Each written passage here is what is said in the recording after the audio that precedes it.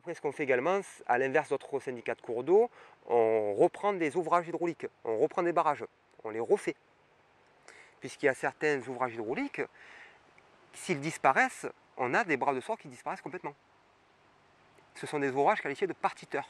Les parties amont, les salmonidés, pour la reproduction, se déplacent. Alors ils ne se déplacent pas forcément sur des grandes distances, mais l'objectif c'est de retrouver des zones favorables à la reproduction. Donc c'est quand même des points fondamentaux.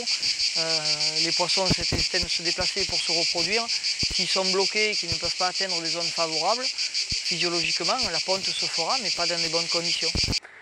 Donc lorsqu'on va reprendre un ouvrage hydraulique avec des obligations réglementaires maintenant, si ça le justifie, on crée de la passe à poissons, si l'ouvrage n'est pas franchissable. Donc on va les colmater parce qu'on a des ouvrages qui datent du Xe siècle par endroit. Il y a un programme qui consiste à s'attaquer à tous ces ouvrages qui ne servent plus. Hein. On appelle ça la continuité piscicole de la rivière. On a pris tous ces ouvrages et tout ce qui peut empêcher la migration des poissons.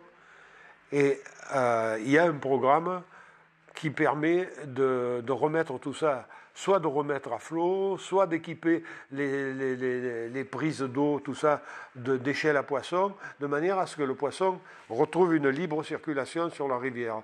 Alors ça, c'est très important.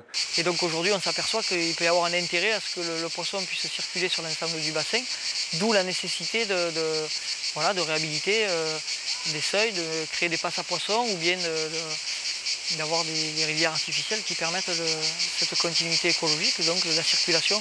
On parle beaucoup du poisson, mais c'est certain qu'il y a d'autres espèces aussi qui profitent de ça. Et même physiquement, sur les parties aval de seuil, les cours d'eau bénéficieront d'apports d'eau plus importants. Et en ce qui concerne les variations, notamment de température sur le cours d'eau en période estivale, ça peut être fondamental. Sachant qu'on n'a pas des gros ouvrages comme sur le Rhône ou quoi que ce soit. Nous, les gros ouvrages, c'est des hauteurs qui font 2-3 mètres de haut.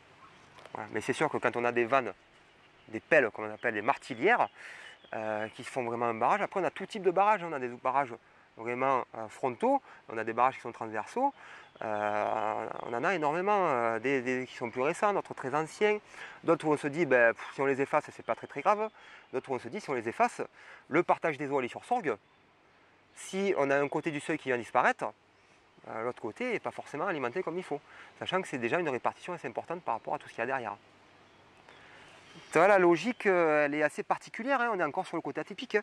Quand on parle de tout ça aux financeurs, pour entrer dans les programmes de financement de l'agence de l'eau, voilà, il faut d'autant plus de logistique, quoi.